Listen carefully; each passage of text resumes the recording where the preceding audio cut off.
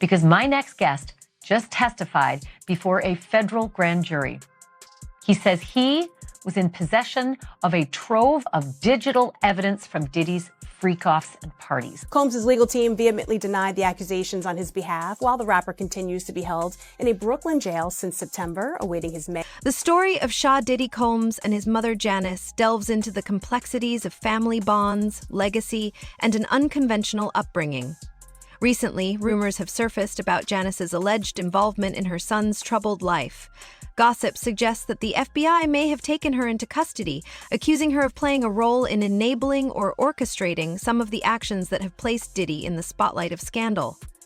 The big question everyone is asking: how much did Janice know, and could she have influenced her son's choices? This story is layered, messy, and frankly shocking.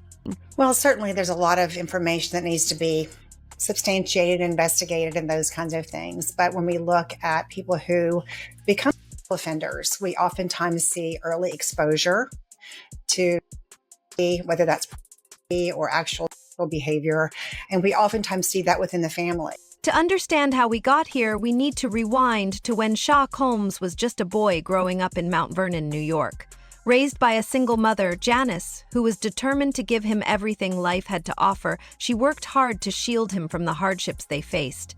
Janice, a former model and teacher's assistant, refused to let tragedy define her life.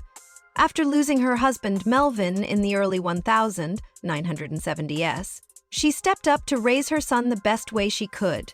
However, as new allegations surface about the environment Sean grew up in, it seems her efforts to shield him from the darker aspects of their reality may not have been as successful as she had hoped. You know, that kind of environment growing up in is going to have an impact on a child growing up. Now, it doesn't make excuses for what people do in adulthood.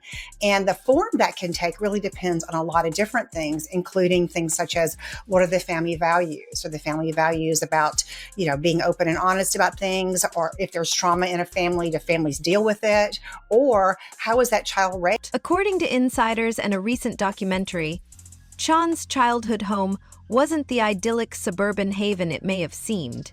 Janice reportedly had a love for hosting grand, lively gatherings that were far from typical family get-togethers.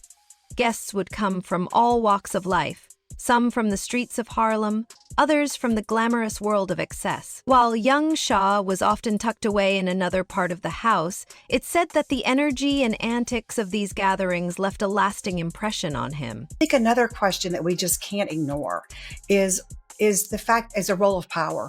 Because one question is, how does somebody become the way they are? And then another question is, how are they allowed to stay the way that they are? And I think that also speaks to this kind of, lack of accountability. Tim Patterson, a childhood friend of Shah's, shared some eyebrow-raising stories in the Peacock documentary, Diddy, The Making of a Bad Boy. Patterson described the parties at Janice's home as far from ordinary. He recalled a constant swirl of activity, with people lounging in various states of undress, loud music blaring, and an air of reckless indulgence. For young Sean and his friends, this was just another Saturday night. As Patterson put it, that was just normal. However, looking back, he now believes these experiences may have desensitized them to certain behaviors and blurred the lines of what was acceptable. So pretty early in the proceedings, I think it's only been about a month or a month and a half since he's been arraigned and held in detention. And so the investigations are always going to be a continuous and ongoing process. I'm sure at this point there's been an exchange of discovery. And not only that, but I think there's been a gag order placed on the attorneys with information that they can and cannot share. This environment may hold the key to understanding Diddy's later years. For instance, the infamous freak-offs, as described in court documents and testimonies, allegedly mirrored the atmosphere of those early house parties. The parallels are hard to ignore: the same sense of anything-goes excess, the same cast of colorful characters, and the same blurred boundaries. While Janice has vehemently denied any wrongdoing or influence on her son's adult life, The comparisons between Diddy's notorious gatherings and the parties of his youth are enough to raise eyebrows. Monitoring another push to free Sean Diddy Combs tonight, with his legal team citing new evidence in an updated bail proposal. The music mogul agreeing to around-the-clock security and cutting out contact with basically anyone but his legal team to get out of jail ahead of his trial scheduled for May of next year for charges he allegedly coerced and abused women for years. One of the more striking revelations from Patterson's account was the sheer variety of people who passed through the Colmas household during those parties. He described how Sean grew up surrounded by individuals from all walks of life, some from the glamorous world, others from more dangerous circles. Patterson even hinted at moments when they would stumble into private rooms and witness things no child should have been exposed to. It paints a picture of a young boy thrust into an adult world far too soon, one where boundaries seemed non-existent. Patterson now wonders if this early exposure to unrestrained indulgence laid the groundwork for Diddy's own controversial lifestyle later on. It's important to note that Janice was always fiercely protective of her son.